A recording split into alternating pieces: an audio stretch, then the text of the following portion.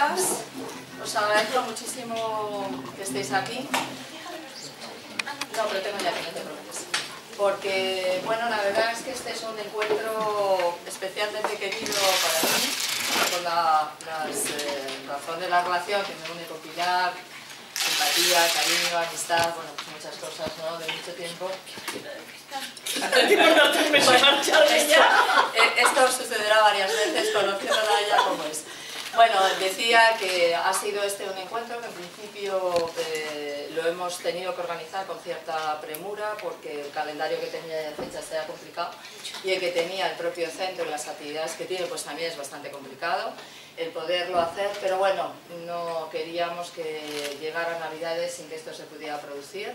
Yo creo que todos conocemos a Pilar Jurado, yo voy a dar solamente 2 pinceladas para que no le dediquemos más tiempo, pero algunas cosas yo creo que sí se desconocen de ella, que es importante resaltarlas.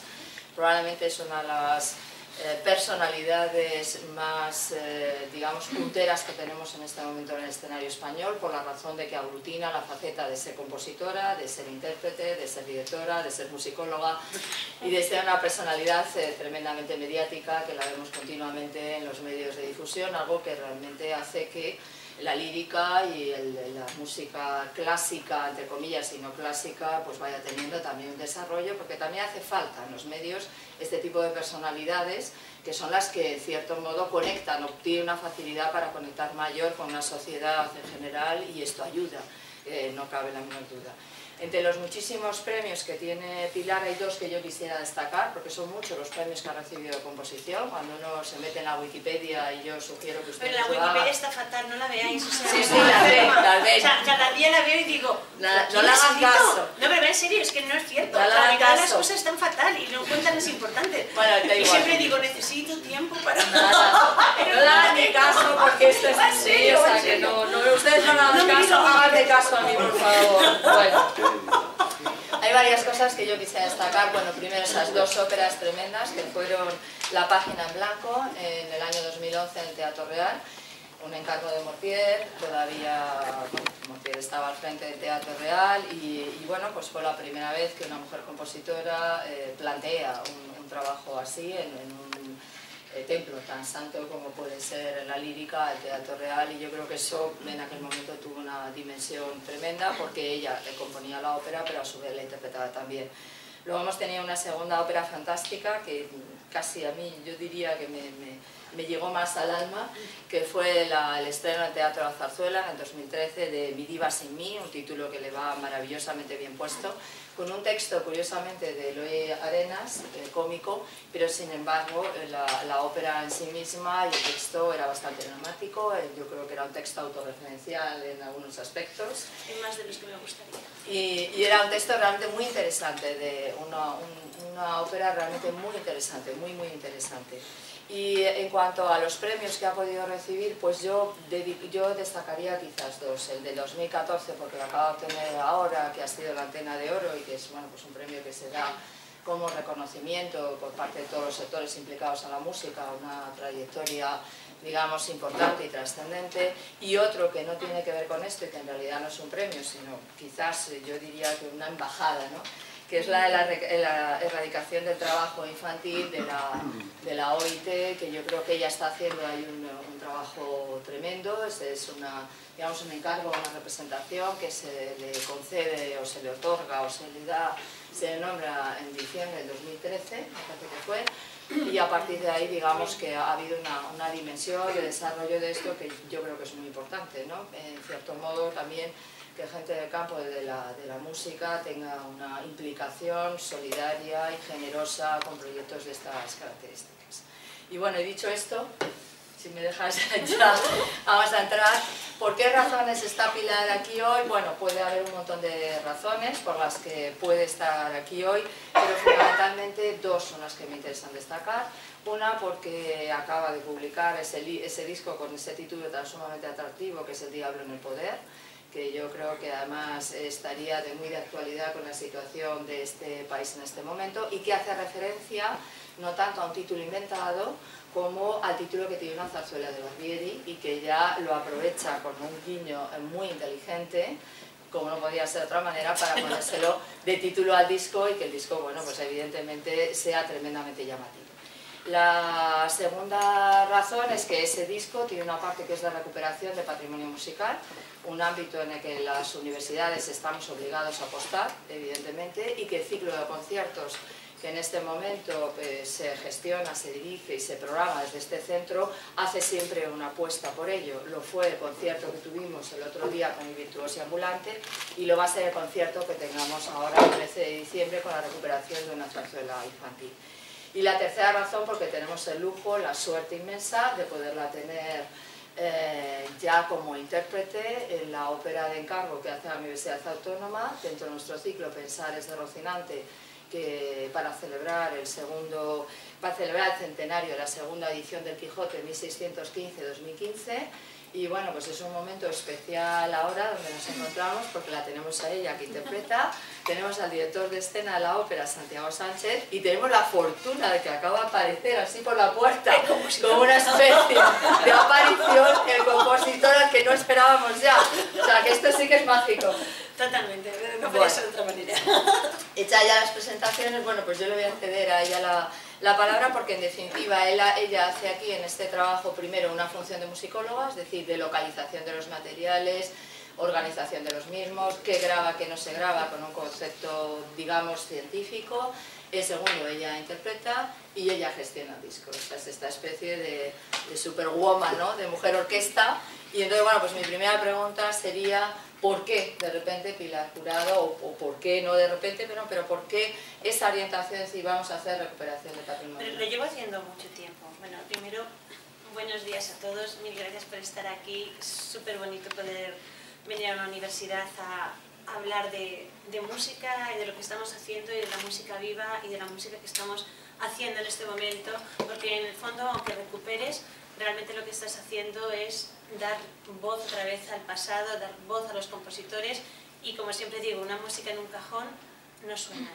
O sea, la música solamente existe cuando hay un intérprete que decide ponerla en pie, uno o muchos intérpretes, pero en este caso muchos, porque se necesitaba a toda una orquesta, un coro y una solista. Entonces, el volver a dar voz realmente a esos compositores, una partitura en sí mismo no son más que las guías para poder hacer música y claro, en el siglo XIX, que es desde donde comienza, digamos, este disco, nadie grababa. O sea que no es como ahora que por lo menos, aunque no se vuelva a interpretar, al menos podemos tener una pequeña grabación o algo que nos oriente. Pero de repente no es la primera vez que lo hago. Yo, los que conozcáis un poquito mi trayectoria, sabéis que soy un culo inquieto, que no soy capaz de hacer una sola cosa y que me entusiasma todo. Con lo cual quiere decir que a veces hago unos saltos tremendos entre una música y otra, entre cosas del pasado y cosas muy del presente, que hay compositores fantásticos que escriben para mí y yo estreno, que de repente alguien de otro género me involucra en otro proyecto y digo sí. O sea, me caracterizo por decir que sí a la vida y eso hace que seas difícilmente clasificable. ¿Eso qué ocurre? Te obliga a ser alguien muy diferente también en el panorama musical, pero también hay que pagar un precio bastante caro, que es el de la independencia, y yo decidí pagar ese precio en un determinado momento fundamentalmente porque decidí no renunciar a lo que soy, y yo soy todo eso y quiero seguir siendo todo eso.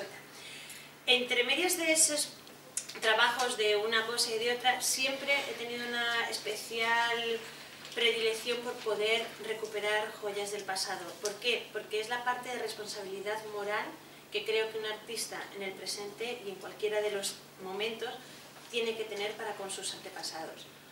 ¿Por qué? Pues por puro egoísmo, porque yo también quiero que en el futuro alguien tenga esa compasión de esta pobre compositora y también se acuerde de que hay música que interpretar que entonces, eso es una especie como de solanzar al universo para que el universo te devuelva. No, pero fundamentalmente ahora muy en serio, porque creo que estamos obligados, que no podemos pasar por aquí simplemente aportando cosas y no haciendo miradas a las cosas importantes. Y porque también vivimos en un país que a veces pues tengo mucha pena en tener que decirlo, pero que no cuida de sus artistas, ni de sus creadores, ni de sus intelectuales.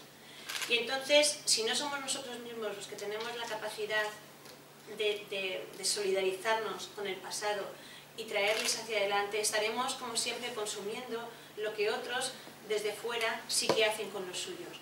Y me da mucha rabia que a veces nos estén vendiendo la moto con cosas francesas, italianas o alemanas que no merecen tanto la pena, que dices tú, pues que tampoco pasaba nada porque se quedaran en el cajón, no me aportan tampoco nada muy en especial, es música del momento, que tiene que ver con ese momento, pero que tampoco...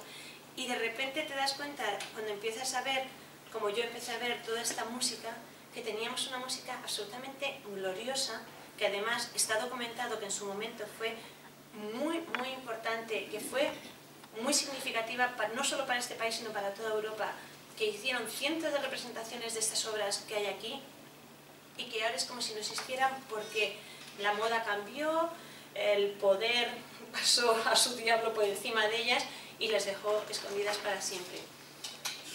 Entonces, en esa parte, pues bueno, me encanta por esa parte ya, que digo siempre un poco de Indiana Jones, ¿no? De voy a encontrar un tesoro y ese tesoro es nuestro y hay que reivindicarlo. Pero luego también es cierto que nunca me ha gustado simplemente porque sí hacer las cosas. O sea, creo que para que las cosas realmente conecten con los demás tienen que poder emocionalmente conectar también. Entonces, el dar a la música una historia, el darles un recorrido y el darles un significado, o sea, una intrahistoria más allá de la propia grabación, creo que genera una expectación como la que se está generando mediáticamente con este trabajo, que es el que no estamos recuperando solo su música, sino que estoy intentando que recuperemos también a sus personajes, a sus compositores, y porque para mí ha sido un descubrimiento. Cuando yo comienzo a hacer esto, realmente es...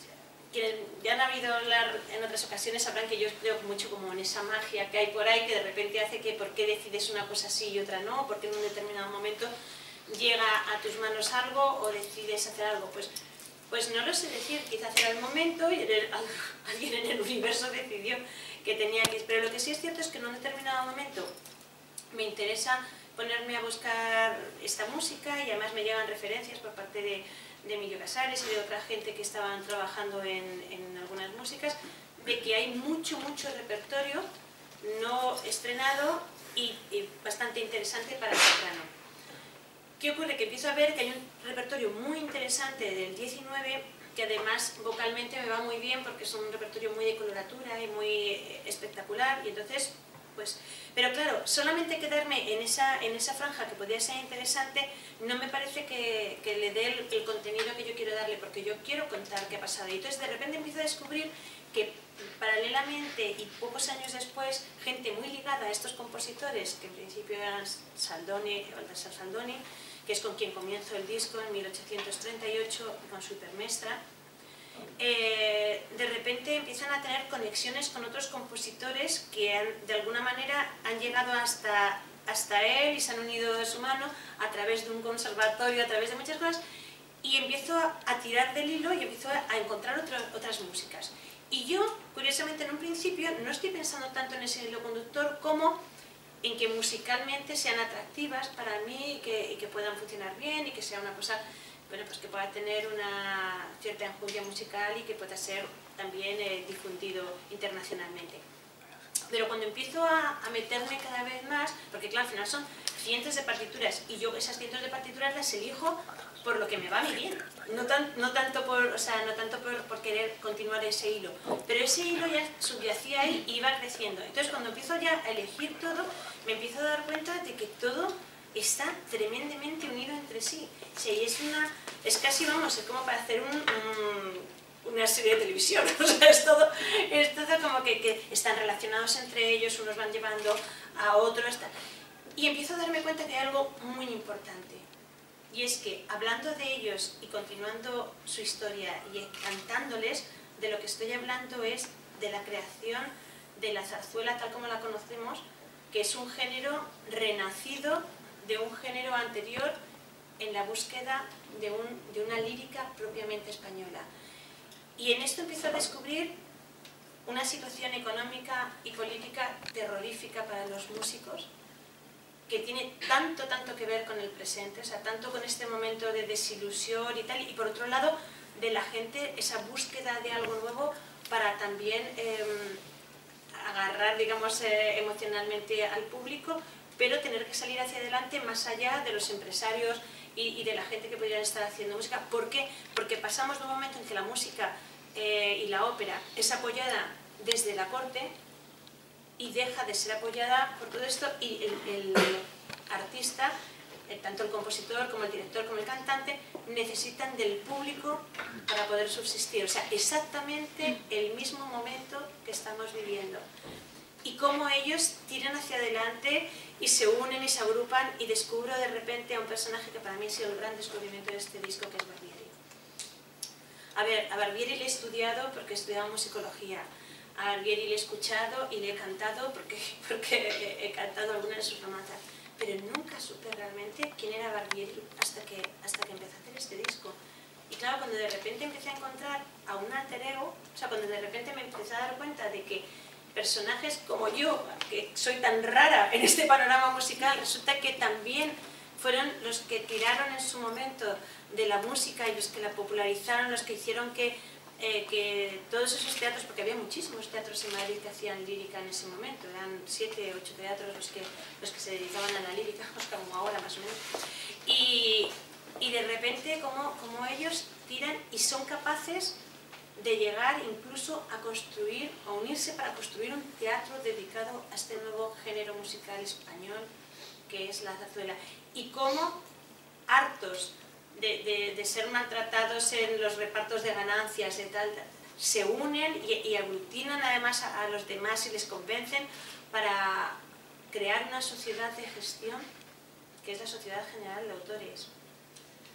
Y cómo además todas las carencias que había con respecto a la música extranjera que no llegaba, la intentan subsanar creando una sociedad filarmónica y escribiendo en todos los periódicos tal, y dirigiendo y escribiendo la música, que es esta nueva música, que además cuentan cómo llegaban media hora antes del estreno con los últimos papeles para que se estrenase, cómo los cantantes a veces tenían que ver sobre el escenario la partitura nueva que les había llegado. O sea, era una manera de producir, de parir música y de estar en contacto con el público tan increíble. Y cómo además, esto que ahora nos parece que durante los 60 era algo tan nuevo y tan fantástico, los happening musicales y los John Cage, lo hacían ellos ya, está documentado. Ponte a Barbieri las barbaridades que se les ocurrían y cómo de repente Salas salía cantando, una cantando el Casta Diva y el otro de repente cantando una canción española a la vez que cantaba el otro, porque lo que querían era como probar, a ver, y claro, luego tenían unas discusiones entre ellos terroríficos, porque dicen, ¿estás loco? ¿Qué se te ocurre? Pero porque había esa inquietud y esa necesidad. Entonces, cuando ves todo esto, te das cuenta de que este disco es mucho más que simplemente una recuperación de música muy buena. Es la rehabilitación de un periodo musical en el que no nos fijamos demasiado y que sin embargo ha sido fundamental para entender lo que después ha sido la música en España. Y una cosa muy importante, es una especie como de aliento para la gente de nuestra generación, que vemos cómo las instituciones se caen, que en cierto modo serían ese aporte que se caía en aquel momento, cómo se nos pide que volvamos a acudir al público y que volvamos a hacer que sean ellos los que nos den la capacidad de regenerar nuestra profesión y cómo nos tenemos que reacondicionar y cómo tenemos que buscar la medida de las cosas y la forma de llegar a más gente, y no solo de llegar a más gente, sino de quizá modificar nuestra estética, nuestro estilo, lo que estamos haciendo para poder conectar con esa gente que son quienes de alguna manera tienen que sostener. Hemos pasado por un momento histórico que me parece complejo, ¿no? Porque es la primera vez en la historia en la que la nueva creación no es la música que se escucha en su momento. O sea, el hecho de que mucha de esta música quedara en un cajón tenía que ver con que la nueva moda traía otra música, y esa música es la que se escuchaba, la música que estaban haciendo los compositores. La gente conocía a sus compositores y cuando iban allí les decían un montón de cosas desde sus asientos a los compositores. ¡Así no! ¡Casi no me gusta! ¡Cámbialo! Y tal. Pero es que eso es maravilloso porque había un feedback entre la gente y sus compositores que desgraciadamente no existe en la actualidad. Bueno, a ver, a mí se me acerca gente a decirme que me gustó tal, esto tal, pero no hay como esa... Y a mí me encanta, o sea, a mí me parece que es fundamental el encuentro con la gente, porque al final la música, como todas las artes, es mucho más que simplemente una manifestación más o menos bella, no, es un acto de comunicación absoluta. Y es que esa comunicación en los años 60 se rompió en la música de nueva creación. Se creó pues no sé, ese ir un poco hacia adelante sin rumbo e intentando encontrar ese manierismo absoluto, intentando encontrar formas de arte diferentes en las que el compositor se olvidó del público. Y entonces ahora estamos en un momento en el que por narices necesitamos al público, porque si el público no sostiene lo que estamos haciendo, esto se acaba. Y nos encontramos, yo con un gusto reivindicativa voy a ello, y nos encontramos en un momento terrorífico en el que en las escuelas no hay obligatoriedad para la cultura, no digo ya para la música, que obviamente no la hay, en general para la cultura ni para las humanidades. Y eso va absolutamente en contra del ser humano. O sea, el ser humano por encima de todo tiene que aprender a ser humano. Y en esa humanidad está todo esto, ¿no? Y el desarrollar una parte espiritual y una parte conceptual y una parte vital, que lo siento, pero las matemáticas no construyen. Sirven para muchas otras cosas y son súper necesarias. Si te oyera un matemático... No, perdona, yo soy tremendamente matemática y mi cerebro es muy Ellos consideran las matemáticas absolutamente humanidades puras. No, pero, sí, pero a mí me parecería si se contasen de esa manera y se utilizasen para hablar de cosas emocionales y tal, pero no se utilizan para eso, desgraciadamente. Desgraciadamente se utilizan para ponerle números a todo lo que no se puede cuantizar. Y ahí nos estamos equivocando. Entonces hay un momento, o sea, todo ese momento reivindicativo está en este disco. Claro, ¿por qué? Porque me está permitiendo ir a los medios y contar esto. Me está permitiendo decir estas cosas. Como ven, es todo pasión, o sea que yo casi estoy por sentarme ahí, porque no sé muy bien qué hago aquí. Dicho esto... Dicho esto, hay dos cosas que sí quisiera comentar del trabajo. Bueno, primero agradecimiento, porque claro, muchas de las cosas que hay aquí no son tan sencillas de hacer desde el punto de vista de recuperación de patrimonio. Saldoni en la cabeza general de la musicología está como ese gran tote, ¿no? que hizo el diccionario biográfico de efemérides, de la música y tal, en 4 volúmenes. El precursor de la musicología realmente de este país. Un hombre político tremendo, de esto ya hablaremos tú y yo, pero realmente las relaciones de Barbieri y Saldoni son redes de poder. No, totalmente. O sea, lo que hay aquí, en este disco, estos son las redes de poder del momento. Lo que pasa es que ahora la música contemporánea tiene sus redes de poder. Los compositores tienen sus redes de poder y estas son las redes de poder del momento, que supieron muy bien interconectarse. Por ejemplo, un Saldoni y un Barbieri pues están en un jurado para decidir cuál va a ser el himno nacional de España, una vez derrocado el rey, porque se cambia el antiguo régimen al nuevo, y antes de que llegara Amadeo de Saboya, en el periodo Prim. ¿Cuál es el himno que queremos? Ya no nos va el himno de los Borbones, porque ya no tenemos los Borbones, tenemos que construir un himno nuevo. Y quienes están en el jurado para juzgar esto son Saldoni y Barbieri. Y no es casualidad, porque son redes aquí, es decir, todo lo que se está... Bueno, pero había muchas más redes que todos estos. Sí. Yo he evitado, como le cogí mucho cariño, tengo que decirlo aquí, he evitado a los enemigos de ellos. Ya lo sabía. Sí, porque ya me cayeron mal, oye, ya empecé a verlos y dije... Quiero decir que visto desde fuera, efectivamente, este disco es de una actualidad total. Sí. La imagen es tremendamente transgresora y bellísima. Como no podía ser de otra manera, es decir, aquí no hemos ido al Miriñaque y a la señora empolvada. No, es un Miriñaque, solo que es un poco metálico. Sí, es una imagen.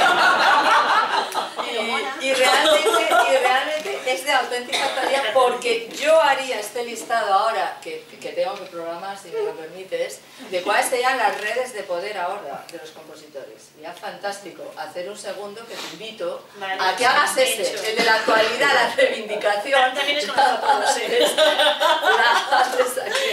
Pero que sí quiero contar una cosa que es importante y que no era casualidad y que tiene que ver con lo que ella está diciendo. Es que lo que yo me di cuenta de repente al conocer a todos estos autores es que todos ellos, como yo, o sea, como yo y como tantos otros que habrá, pero en este caso yo me conozco a mí misma y tal, son personas que tenían muy muy claro su posición en el momento en el que estaban viviendo, eran gente de su momento y que sabían que si no accionaban sobre el sistema les engullía. Y que tenían, y que cogieron la mano de eso, por eso eran tan tremendamente activos y no paran. Y todos ellos, cuando tú lees sus biografías, es como, ay, son como yo. Claro, porque eran una locura de vida, pero gracias a esa locura de vida, ellos conformaron un camino que sin ellos hubiera sido imposible. Y luego ya, bueno, esa es la parte tal que ya se os quedará, y entonces esa parte. Pero luego hay que hablar de la belleza musical, de lo que hay ahí. Sí, esta gente sí, que era tan perdona, así. sí, iba a decir una cosa antes, y disculpa que te interrumpa. Yo creo que nunca hubiéramos recuperado en el campo de la musicología, me cuesta creerlo, y me puedo equivocar, y que me perdone, la hipermestra de Saldoni. O sea, Saldoni en nuestras cabezas, la cabeza general de musicología, es ese gran factotum y ese gran musicólogo y al que le debemos muchísimo respeto, pero como compositor en las cabezas estaba fijado en general como un compositor de tono menor. Y sin embargo la hipermestra, que bueno, espero que cuando podamos hablar escuchemos, es impresionante realmente esta obra. Yo cuando la oí, porque tuve la suerte de escucharla en el estreno que se hizo con RTV, precisamente el concierto del año pasado, y es que es impresionante ver a un Saldoni como está reflejado en las biografías, en la musicología, en los diccionarios, ¿no? En el que su capacidad como compositor, insisto, es un asunto de orden menor, que fuera capaz de hacer obras de estas características. Bueno, luego lo cerramos y lo vemos. Y yo quería preguntarte ya, que tenemos aquí el disco, ¿cómo se crea? O sea, porque las ideas están, me parece fascinante, si se han dado ustedes cuenta, que hay feedback, ¿no? Entre pasado, presente, relación, entre historia, el momento político, las razones que llevan, profundas, que van más allá de las meramente artísticas, el análisis de una época, el que yo no estudio las biografías, de todo lo que hay aquí, o sea, los compositores os voy a citar, bueno, pues está Saldoni, Barbieri, Capa, Tambide, Fernández Caballero, Jerónimo Jiménez y Manuel Nieto, Guridi, Pablo Luna y Amadeo Vives, o sea, este es el club de los 5. De los 10, ¿no? Este club de los 10, no lo olviden, realmente sí, es muy curioso. Hay un siglo de paso. Sí, es el 19, claro, principios del 20, o sea, es un recorrido. Hay un recorrido que son como los abuelos, los padres y los hijos, ¿no? que de alguna manera han ido recogiendo la misma idea, la misma inspiración y las mismas ganas de luchar por estar ahí. De la sombra a la luz, ese es el subtítulo, el diablo en el poder de la sombra a la luz. ¿Cómo se llega a generar un disco así? Es decir, porque nos has contado los aspectos artísticos, la historia, pero dentro del mundo del arte y dentro del mundo social y de empresarial, ¿cómo uno consigue gestionar un disco para llegar aquí, a esto que está aquí, con este diseño, con esta fotografía, con este concepto? ¿Cómo?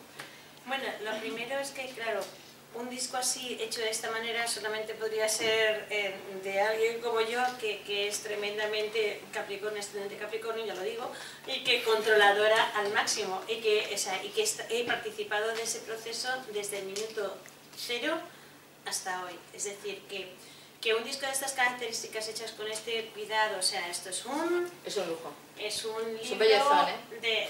O sea, absolutamente con un encuadernado de lujo, con un CD, con un DVD maravilloso, que me hubiera encantado poneros algo, pero que no vamos a tener tiempo porque es muy poquito el tiempo que tenemos, pero yo os animo a que lo tengáis y lo veáis, en el que yo quería que este trabajo, que me parecía que musicalmente era tan importante, que representaba a compositores tan importantes, que hablaba de un momento histórico tan importante para España, no podía luego de repente estar en una cajita de cristal, de esos, así sin más y sin un cuidado especial y sin una presencia especial. Eso soy yo. A ver, yo desde pequeñita era muy perfeccionista y tal. ¿Cómo llego a eso? No, la pregunta es, ¿esto lo hace una discográfica? No, esto lo hago yo. O sea, yo tengo, a ver, os cuento mi historia. A ver, yo soy muchas cosas a la vez. Entonces, esto es suyo quiere decir que ella lo financia, quiere decir que ella lo construye. Sí, va a ser eso. Bueno, os cuento cómo es esto porque claro, no todo el mundo hace estas cosas, pero es que yo sí así de rarita. A ver, hay un momento en mi vida que yo soy muchas cosas a la vez y hago y tal. Entonces, cuando yo estoy trabajando con una agencia, tengo que ir hasta ahí, cuando era muy joven y trabajaba para una agencia músicos y tal.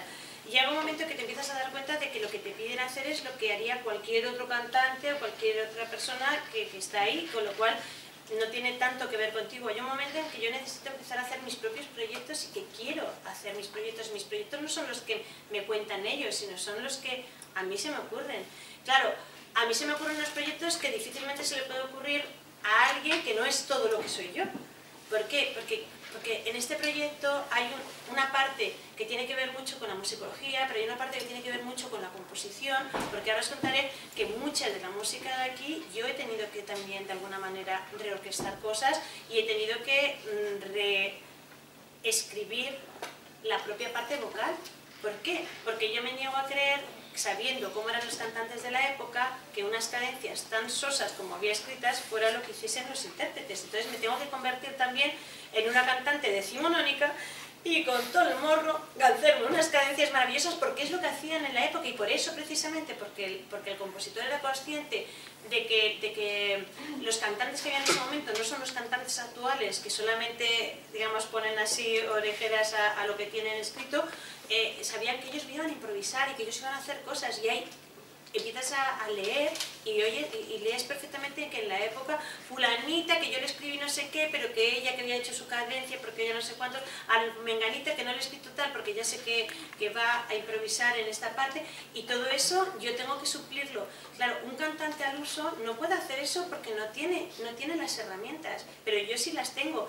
Y bueno, el caso es que cuando empiezan a surgirme proyectos, incluso también en el plano compositivo, que son especiales, en los que yo quiero aportar algo diferente, ¿qué ocurre? Que las herramientas que tengo en este país no me sirven, porque ni hay buenas editoriales, ni hay buenas discográficas. Cuando hago uno de mis primeros discos con una discográfica me di cuenta de cómo funciona y pienso, pues para hacer eso lo hago yo mejor, porque cuando ves no es tan complicado, es complicado luego ponerle todas esas energías para que vaya hacia adelante y tal.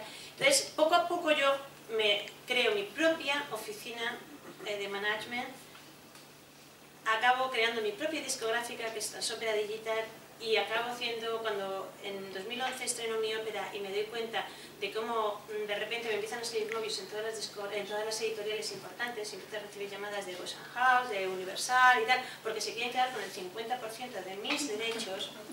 Entonces digo, ¿y después?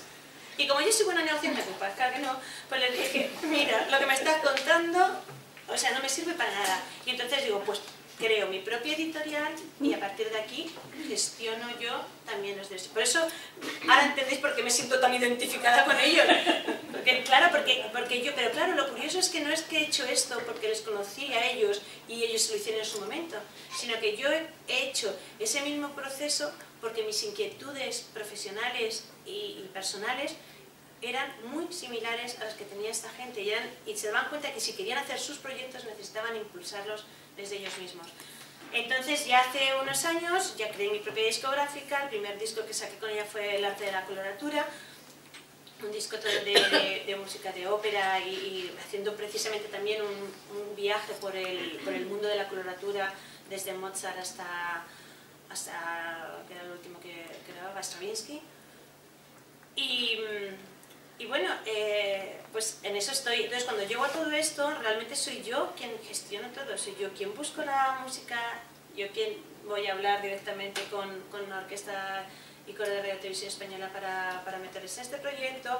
Ellos se entusiasman, aceptan y tal, involucro a unos, a otros, tal, por supuesto me gasto muchísimo dinero en hacer las grabaciones, tengo que gestionar con ellos derechos. O sea, esto que os voy a contar es algo tremendo, pero o sea, yo he tenido que gestionar al final que la mitad de los beneficios de mi disco van a entrar en Televisión Española solo porque va a poner unos spots publicitarios, que es lo único que ha hecho eso, y que la orquesta grabase esto.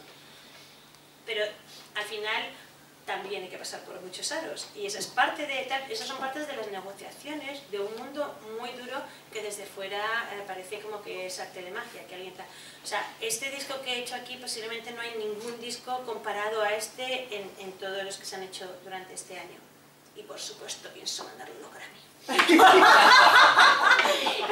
No, pero es broma. En serio, pero estoy contenta realmente de todo esto, pero lo que quiero contar es que la gente Perdona, conoce una parte de... ustedes han comprendido porque no tiene manager. Perdona, te equivocas. Porque lo hacen, no, perdón, lo hacen también. No, que vale, no lo necesita. Es cierto, ahora tengo 2.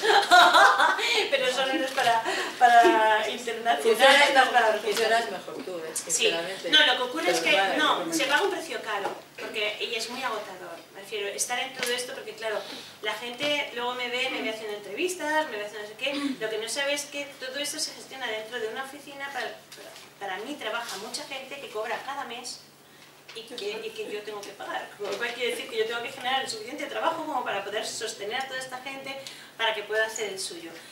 Y he aprendido también que ojalá tuviese mucho más dinero para tener mucha más gente trabajando alrededor, porque tendría ocupación para todos ellos. O sea, lo que ocurre es que al final, bueno, ¿qué ocurre en la vida? Pues que las necesidades, lo del azar o la necesidad que decía Jack hace muchos años en la parte sobre teoría genética, ¿no?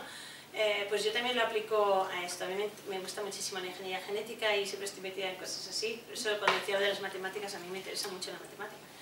Pero, ¿qué ocurre? La necesidad es la que hace que tú tengas inquietudes y que busques soluciones. Entonces, cuando de repente, o sea, voy a contar cosas que os van a parecer surrealistas, pero yo he ayudado a la edición del vídeo de aquí, de todo lo que se ha hecho. O sea, yo he decidido cuáles eran las partes que le han quedado, pero es que yo he aprendido también a cómo utilizar todos los programas que tienen que hacer de gestión. Y cuando se hizo la presentación en el Teatro de la Zarzuela, el vídeo que resumía de alguna manera todo, lo edité yo personalmente, pero o sea, no estoy hablando de que es que dije, pon esto, pon lo otro, no, o sea, las tecnologías, que son maravillosas, lo que nos han hecho no son más libres, nos han hecho mucho menos libres, porque ahora todo lo que generalmente hacían otros, lo acabamos haciendo nosotros también. Pero eso, ¿qué ocurre? Que al final es horroroso y muy cansado, pero ¿qué ocurre? Que da al final como resultado un trabajo que tiene una unidad tan potente, tan grande y tan coherente, que yo creo que difícilmente se puede conseguir cuando son diferentes mentes. Televisión Española, os voy a contar una cosa anecdótica solamente para que sepáis hasta qué grado de buitreo hay en el mundo en el que nos movemos. Esa palabra no la hemos oído. No la habéis dicho. Buitreo. Absoluto, puro y duro. Creo que debe estar en el diccionario de la lengua. Cuando estoy negociando con Televisión Española para ver de qué manera gestionamos toda esta parte, ellos me dicen que tengo que hacerlo con Universal, porque ellos no se fían de que simplemente un sello independiente tenga la capacidad de distribuir en la medida en la que ellos van a anunciar. Bueno, yo digo, vale, no tengo ningún problema, conozco perfectamente a todos los que están en Universal, he hablado con ellos para otro tipo de proyectos, otras cosas, no hay ningún problema. Entonces yo llego y ellos me dicen, hombre, por supuesto, tratándose de ti, nosotros encantados, porque ya sabemos que con la mediática que eres, pues vamos a tener tal, y yo, estupendo, bueno, y entonces, claro, yo voy toda ingenua, no, mira, yo es que había pensado que lo voy a hacer en un libro con pastas duras, que además va a tener un CD, y entonces me dicen, no, ya sabemos lo bien que editas tú, pero eso Universal no se lo puede permitir. Digo, vale, y entonces, ¿qué me ofrecéis? Porque resulta que yo os traigo la publicidad de televisión, os traigo tal, y vosotros decís que vais a hacer una cutrería de edición.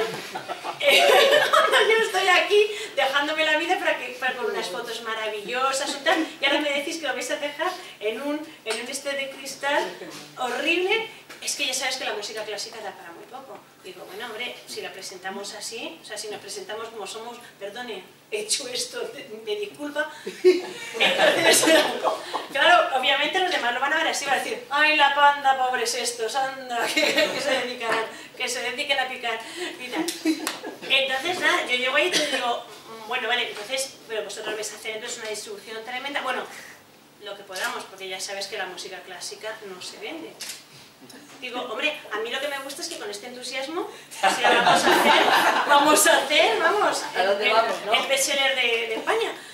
Entonces, claro, ya el momento álgido cuando yo decido que efectivamente ese no es el camino, es cuando ya les digo, o sea, vamos a hacer... Entonces me dicen, hombre, si tú quieres hacer la edición, nosotros te compramos tu edición al precio cutre de la edición cutre.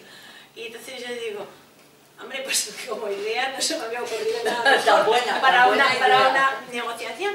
Y entonces ya el momento estelar es cuando les digo, bueno, pero a ver, yo había hablado antes con exdirectores de Sony y de otras compañías, entonces, a ver, cuéntame, pero ¿cuánto dinero tienes previsto para la promoción del disco? ¿No? Y entonces me dicen, no, la promoción del disco es que mira, ningún departamento nuestro de comunicación tiene el poder de convocatoria que tienes tú, con lo cual lo mejor que lo hagas tú porque se te da mucho mejor.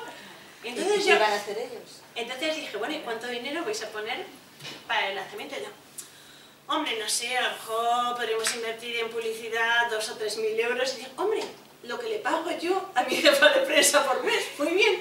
Vale, salí del llamé a Televisión Española y les dije, perdonad, pero vamos a tener una reunión en la que os voy a contar. A todo esto ellos se quedaban con el 70% de las ventas y el 30%, esto lo estoy contando para que sepáis cuál es el mundo real, y el 30% a dividir entre Televisión Española y yo. Llegué a Televisión Española y les dije, mira, lo que ellos van a vender no sé lo que va a ser, no sé si será mucho o poco, pero por la pinta, no mucho. Si la publicidad la tengo que hacer yo, si la historia depende de mí, entonces confiad en mí y lo que vais a tener es el 50% de los beneficios reales, no del 30% de lo que se quede de los demás. Total, que al final les convencí mucho, quedaron muy satisfechos y creo que creo que es la primera vez en la historia de Televisión Española que van a publicitar un disco que no pasa por una multinacional. Entonces, ¿qué quiere decir con todo esto? Todo esto lo cuento simplemente para decir que el poder de creer en uno mismo y de creer en lo que estás haciendo y tal, es tan grande que cuando la gente ahora dice es que no se puede hacer nada, es que estamos en un tal... Es mentira, se puede hacer todo, solo que hay que pagar un precio importante, que es tener que dedicarle mucho tiempo, mucho esfuerzo, muchas energías, pero si se quiere, se puede. Y aquí está el resultado, o sea que... Pues pon algo, que suene. Y luego hay una parte que también es muy importante. Sí, lo que queráis. A ver, porque vais al don y al... Mira, es una cosa curiosa. Hipermestra es una ópera, o sea, de lo que está contando esto es ese viaje, ¿no?, que va desde la ópera al estilo italiano, luego Hipermestra y Giovanna di Castilla, que es una de mis favoritas, están escritas en italiano, que es como se escribía, y a partir de ahí empieza ya todo el texto en español. Sí es importante contaros en Hipermestra que es de las últimas obras que se escriben en Europa sobre textos de Metastasio. Esto es muy importante porque es el gran libretista europeo, vamos, desde el 17 y obviamente todo el 18 es prácticamente todos los grandes, a Mozart, tenemos un montón de música de todo el 18 que está basada en él. Entonces, esta es una de las últimas óperas que se escriben con textos de él, que además eran los dos capricornianos también. No es por reivindicar Oye, ¿funciona? Sí, o sea, me veo, ¿ves? Eso es lo que se llama autoproducción. Me veo teniendo que cantarlo yo aquí para hacer una muestra. O sea, de verdad, ¿no? Bueno, esto es un tema, como decís, porque es el final, el rondó final de la obra.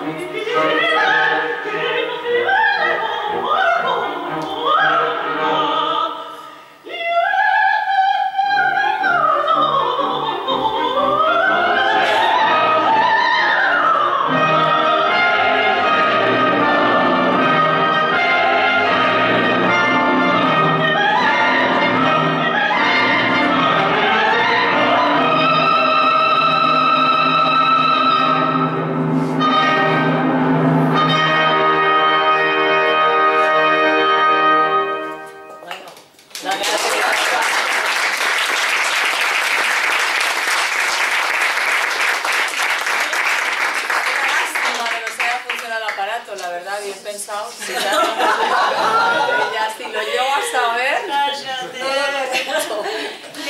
Una cosa que quería decir es importante es que yo he visto la parte del final, me encontré por ejemplo en la partitura, que una partitura que era fantástica y que era además, cada vez iba como a más, ¿no? Que de repente encuentro que las últimas variaciones eran como...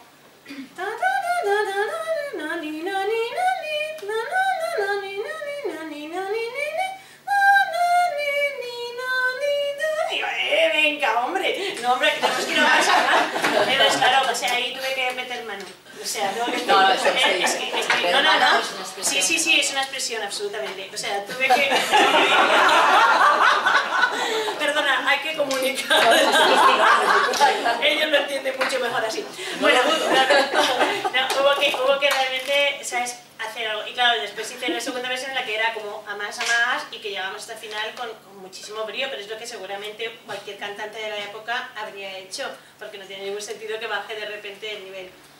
Y una cosa que quería decir es que una de mis obras súper favoritas es la Giovanna di Castiglia, que es posiblemente una de las últimas óperas que se escriben en España al estilo italiano, o sea, que llamaban ópera italiana además, de hecho, y tuvo un éxito espectacular. También esta obra de Sandoni tuvo muchísimo éxito en su momento, pero esta Giovanna di Castiglia fue una cosa tremenda. Se estrenó en el 1848 en el Liceo de Barcelona. Él nunca más se ha llevado ahí, espero llevarlo. Y la verdad es que es espectacular. O sea, cualquier gran Bellini o Donizetti no tiene absolutamente nada que desmerezca esto. Realmente me parece increíble porque además capa los libros ni siquiera están... O sea, he intentado buscar documentación de él, ni siquiera está realmente documentado. Las cosas que hablan de él son bastante simples, pero es evidente que alguien que escribe algo así tenía que tener una historia musical realmente importante. Además, de hecho, sí, lo que sí está documentado es que hubo más de 100 representaciones en toda Europa y que... Entonces, sí que me gustaría que pudierais escuchar... ¿Tenemos tiempo como para muy poquito, porque ellos están deseando hacerte preguntas. Bueno, pues podéis empezar a hacer preguntas, luego termino cuando nos cansemos. No, pero sí me gustaría que escucháis un poquito algo de esto, porque hay una cosa que me parece muy importante. O sea, tenemos personajes que de alguna manera se han hecho muy mediáticos en el mundo de la ópera, como Cecilia Bartoli, que ha estado durante estos últimos años realmente haciendo un trabajo bueno, sí, me hizo mucha gracia de Malibran, perdona, porque estaba todo ya descubridísimo. O sea, Teresa Berganza hacía 30 años que ya había cantado todo eso y viene a descubrirnos nuestra música, que ya es como gracias, ¿sabes? ¿No? Pero bueno, está bien, pero está muy bien, porque lo ha hecho muy bien y lo ha sabido vender muy bien, y es algo también en lo que tenemos que mirarnos. Yo cuando me miro cómo venden la música, sus discos y tal, te lo prometo que no me fijo en los que tenemos así al uso. Me fijo Madonna, o sea, ¿qué hace? He hecho prácticamente lo que ella, obviamente no me luce lo mismo, porque... pero lo hará, tranquilos. No, por una razón, porque hay toda una industria que está realmente rodando a favor. Pero ella, ¿a qué me refiero cuando digo que he hecho como ella? O sea, cuando Madonna hace un nuevo disco, ella busca una nueva estética, pide a un diseñador que le diseñe toda su estética para su gira y lo hace así. Yo he hecho a mi manera. Perdona, mis trajes son como los de Madonna, de caros y de todo. Pero me refiero a que me he buscado una diseñadora fantástica, que es Maya Hansen, y he creado una imagen que la gente pueda relacionar con este disco, con este trabajo, y que cuando yo salga al escenario la gente sepa que esto es parte de todo lo que significa. O sea, el concepto, que se ha perdido muchísimo en el siglo XXI, es importantísimo. Y toda esta gente que parece como que van como Lady Gaga, ¡ay, mira, qué loca! y tal, no. Funcionan por concepto y tienen clarísimo qué es lo que están vendiendo. O sea, si queremos participar de un mercado que realmente no nos deja espacio, tenemos que también utilizar sus armas. Y a lo que me refiero con Cecilia Bartoli es que cuando ves que de repente recupera, dice, aquí la música prohibida y no sé qué, y el maldito no sé cuántos, que dices, pues es que maldita que se te ocurriera sacarlo, porque qué rollito, ¿no? Que me escuché su último disco y tengo que reconocer que la música tampoco era tan interesante. Aquí tenemos una música fantástica y es nuestra música. Esto ya es una responsabilidad, ya no mía, o sea, yo ya digamos que lo he lanzado, ahora es una responsabilidad también de la gente de España, el difundir esto. O sea, yo voy a poner todo lo que pueda para hacerlo, pero la gente tiene también que de alguna manera apoyar todo esto para que tenga sentido. Esto es un trabajo muy de todos. Y ahora, preguntas. Me tengo que marchar, pero noticias tendrás porque te sigo en Facebook. Ah, sí. Sé todo lo que haces. Muy bien. Todo, a ver, tengo... Todo lo que se puede saber. A ver, tengo que confesarlo. Me quedan pocas cosas al cabo del día para hacer más que todo lo que cuento, pero alguna más. Que no, que he visto todo. Adiós, gracias. Bueno, pues Me ha nada. encantado, ¿eh? Gracias, cariño. Hasta luego. ¿Alguna pregunta? Bueno, supongo que muchas. Hombre, sí que pero también podemos hacer una cosa, vais haciendo una pregunta y os vais. Que también tiene su gracia, ¿no? A ver. Pero espera que lo vamos a grabar. Por favor, atento a cámara. ¿Alguna pregunta? No me puedo creer que no, porque bueno, como han podido ver ustedes, es todo. Estamos Sí, ¿no? O sea, eclipsados. la capacidad de comunicación, de transmisión. Empiezo yo y lo acabo. Hombre, haced algo, por lo menos para que no parezca A así. ver. Pues sí. Me llama la atención que en toda esta historia de recuperación de patrimonio, que me parece fundamental, hayas introducido Doña Francisquita. Sí, pero no es que yo creo que todas las cosas tienen que tener puntos de referencia. Entonces, el partir de un repertorio que es absolutamente desconocido, tiene que llegar hacia algún punto para que la gente entienda El discurso. Entienda que hemos llegado hacia algo. Entonces, las últimas piezas del disco, que realmente son conocidas, ¿no? Que son El Barbero de Sevilla, Mirenchu, que he querido poner porque es una representación de ópera ya en el comienzo del 20, El Niño Judío de Doña Francisquita. Son en un álbum de 12 piezas, que haya 4 que sean reconocidas, es importante también para la gente que no tiene, digamos, este espíritu investigador y novedoso. Y también para que ese mismo espíritu tenga un punto de referencia y se entienda que esto, que ya es tan nuestro y que consideramos algo ya totalmente, pues eso, que ha recorrido el mundo, tiene su origen en el otro lado y que de alguna manera también se entienda. Es muy curioso porque si podéis escuchar el disco y vais viendo cada una de las piezas, os vais dando cuenta la cantidad de similitudes que hay con el pasado, o sea, como al principio las romanzas no funcionan como las romanzas ya en una Doña Francisquita tal, sino que están muy pegadas todavía a los esquemas constructivos y estructurales de las arias. Y entonces de repente nos encontramos con romanzas que tienen música española y tal, yo que sé, como en el estreno de un artista, que además, curiosamente, era una pieza que todo el mundo en Madrid cantaba, porque tiene una parte intermedia que hace...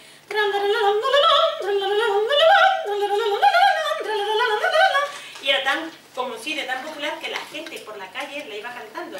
Y era un super hit de la música en esta ciudad.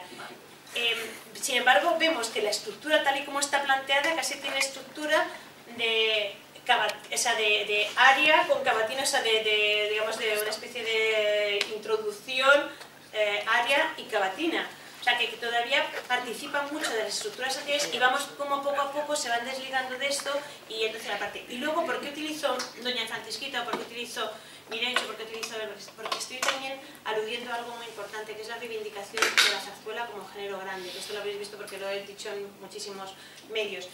¿Por qué? Porque desgraciadamente estamos en un país tan inculto, y esto me da una pena decirlo que me muero, pero es así, y que conoce tan poco de su pasado, que cuando hablan de la zarzuela, hablan del género chico como si pusieran zarzuela igual género chico. Y resulta que el género chico es solamente la parte popular y, digamos, pequeña, que está enraizada con los sainetes líricos y con todo esto, que tiene que ver con un tipo de zarzuela, que era la más popular y que era la que se hacía pues como sesión continua, como antes cuando la gente iba al cine en sesión continua, pues iban allí y escuchaban una zarzuelita y luego se comían el bocadillo, escuchaban una zarzuelita, entre medias. Hablamos de la zarzuela, el género de chico, como si fuese un género de segunda con respecto a la ópera. Entonces, este disco es una reivindicación absoluta de la lírica española como género grande, equiparable a cualquier otra manifestación lírica de Europa. Y ahí también, digamos que ahí está una parte reivindicativa, como no podía ser de otra manera, que es muy importante para mí. Por eso aparece Doña Francisquita, porque Doña Francisquita no es una zarzuela, digamos, como lo que entiende la gente como zarzuela. Hay muy poco hablado, pero vamos, mucho menos hablado que la flauta mágica de Mozart. O sea, el Singspiel de Alemania utilizaba bastante más partes habladas y más textos hablados que muchas de las zarzuelas grandes españolas. Entonces es muy importante también empezar a dar una vuelta de tuerca, porque si no, el problema que tenemos es que nuestro género se muere para siempre. Y muere para siempre porque la gente, los cantantes tampoco, también se sienten de segunda si interpretan zarzuela.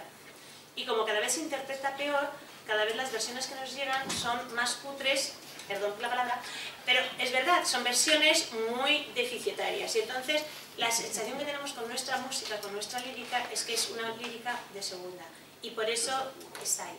Doña Francisquita tiene exigencias vocales como la Chavineta de Strauss. He cantado las dos, o sea que puedo decirlo. Con lo cual, dime. Bueno, casi has contestado lo que estaba pensando. Es que tengo también una parte bruja.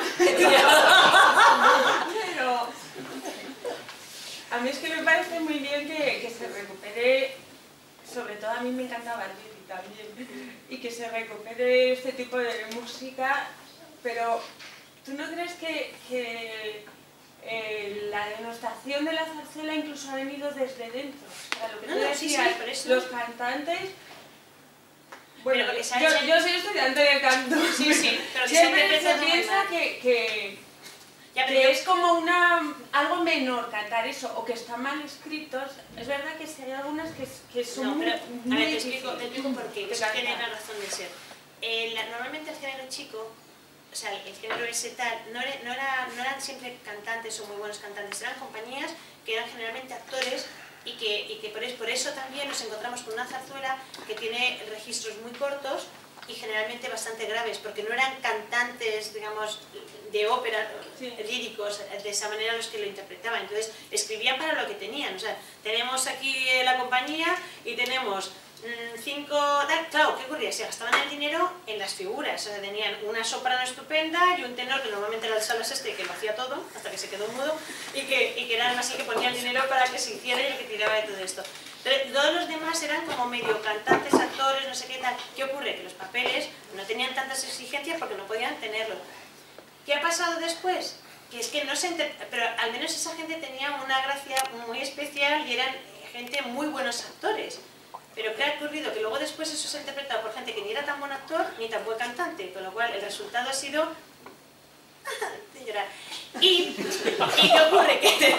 Que tenemos la posibilidad de cantar esto, y es como lo he hecho en este disco. Este disco no canto nada, o sea, todo está cantado con una precisión y una elegancia absoluta, como si estuviese cantando Mozart, porque ese es el respeto que merece nuestra música.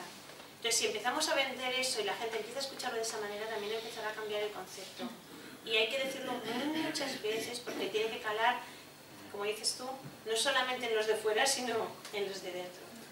Y yo quiero decir más, a mí me parece una propuesta muy inteligente porque yo creo que a la gente hay que darle también lugares cómodos de referencia.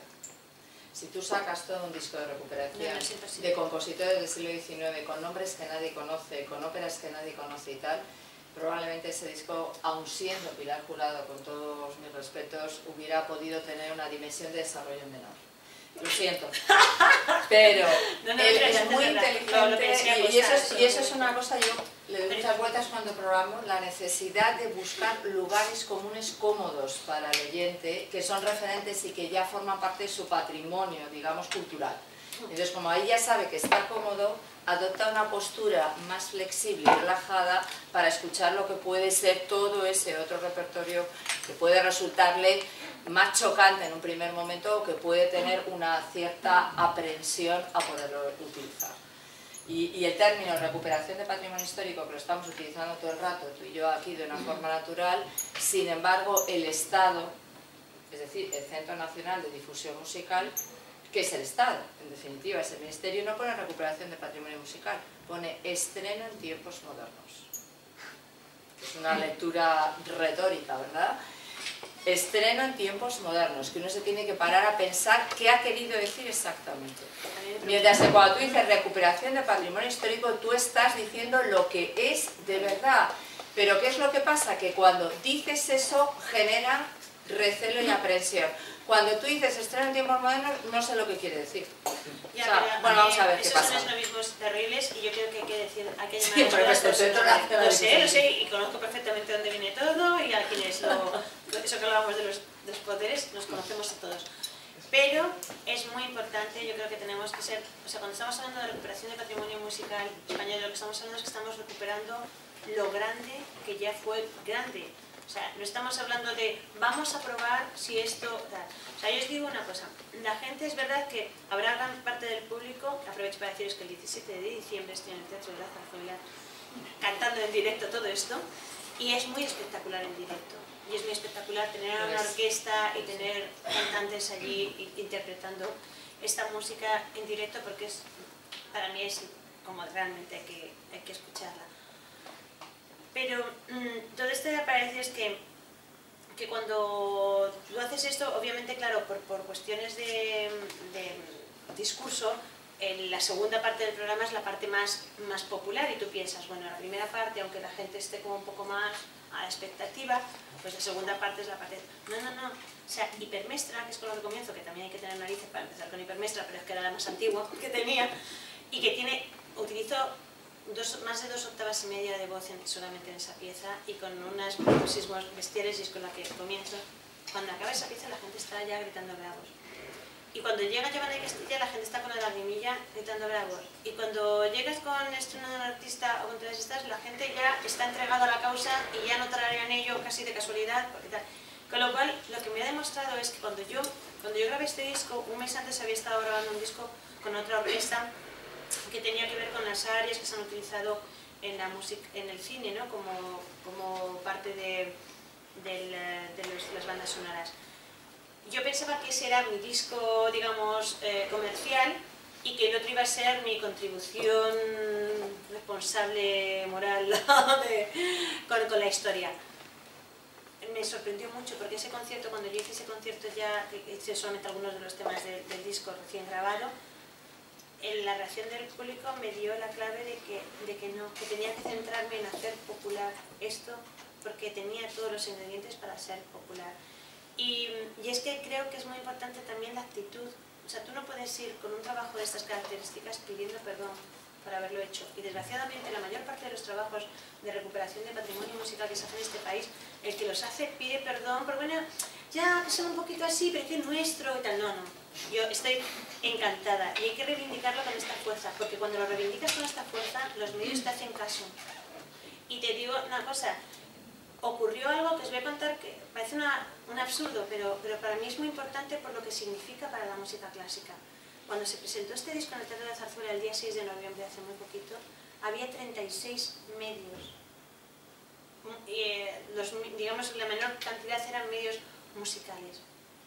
Eso es súper importante, porque si no somos capaces de poder comunicar a la sociedad que existe algo, si solamente se lo comunicamos a los medios musicales, somos nosotros mismos los que nos estamos como una especie de reto en el que nosotros nos leemos, nos lo cocinamos, nos lo contamos, lo interpretamos, nos lo vemos, nos lo aplaudimos, nos damos la palmadita y decimos ¡ay, qué acto glorioso para la humanidad! Pues no, señores, desgraciadamente no es así. Necesitamos también toda esa parte de comunicación y necesitamos que los medios... Entonces, cuando hay gente que puede criticar el que yo salga en una portada, por ejemplo, como he sido hace poco portada de Mujer Hoy, o portadas tal, o sea, eso es lo que más se está haciendo por la lírica en este país. Mucho más que yo salga en todas, que también voy a salir en muchas portadas de revistas musicales. Y he visto que yo tenía escrito una cosa, es que tiene puesto mago yo. Pues bueno, pues esto es otra cosa que ha hecho más por la música clásica, seguramente, que incluso este disco. Resulta que coincidiendo en el tiempo, cuando yo estaba a punto ya de sacar este disco, llevaba unos meses que la gente de Mago de Oz me había pedido que colaborase con ellos, que hiciese, que se cantaba en un tema y tal. Y bueno, yo pues que me moría de la risa y yo, pero yo qué hacer con todos vosotros, me tendré que dejar los pelos más largos y tal. Y yo, que sí, que ya verás, que muy bonito. Y me contaban, y yo, bueno, pasando una maqueta y tal, que vea lo que tengo que hacer. Cuando cuando me enseñaron dije, ah, bueno, pues sí, sí me veo, podemos hacer. Entonces ya cuando llegaba el día que tenía que ir al estudio, porque todo esto ni partituras ni nada, esto es como, mira, nos hemos reunido, nos ha dado así tal, aquí, mira, tal, y tú haces así, y yo, vale, bien. O sea, todo era un poco de aquella manera. Entonces ya quedamos y fuimos al estudio, entonces ahí ya vi por primera vez los textos. Y bueno, pero es muy curioso porque claro, es otra manera de entender la música, otra manera y de repente pues hice mi aportación y bueno, me pasé una tarde muy graciosa con todos ellos, por supuesto les vacilaba todo el rato, nos hicimos fotos, el Chus que es el más gamberro y tal, pues yo le tenía controladísimo. Él me miraba así y me decía, ¿cuándo vamos a ir un día a cenar? Dije, ¿nunca? O sea, pero todo esto como muy buen rollo, ¿no? Entonces, pero muy divertido. Y claro, mi sorpresa cuál ha sido, que de repente, bueno, al final acabé haciendo 2 temas porque me dijeron, tenemos otro tema más que habíamos pensado que te quedaría muy bien. Y me lo soltaron así y dije, bueno, ya que estoy aquí. Total, que esto que es una cosa que para mí era casi anecdótica y que tal, ¿no os podéis imaginar?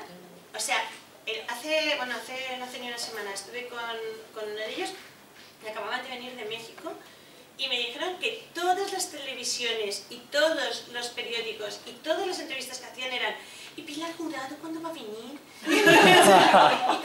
¿Y cómo es que Pilar? Pero esta grandiosa del amor. Y yo dije, Dios mío, o sea, han hecho por la lírica y por mí más de lo que podría haber hecho cualquiera de las tropecientas óperas y cosas terroríficas que he hecho en el mundo. Entonces, conclusión, que tenemos que ser muy open mind, que esto es la guerra y que cualquier posibilidad que nos den para poder hacer que seamos presentes en un siglo XXI en el que nadie sabe hacia dónde va, ni qué somos, ni a dónde, o sea, ni qué queremos ser, porque yo creo que hay mucha pérdida de concepto en general, tenemos que aprovecharlo para al final.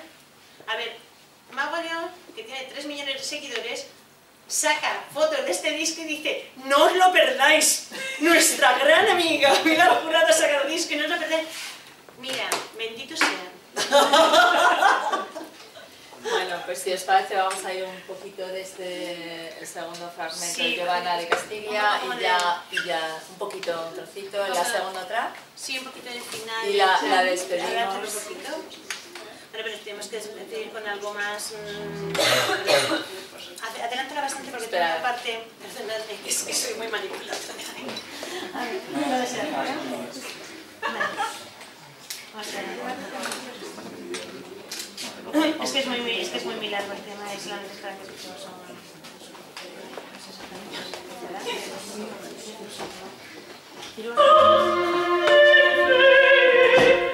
Eso es el cantismo puro.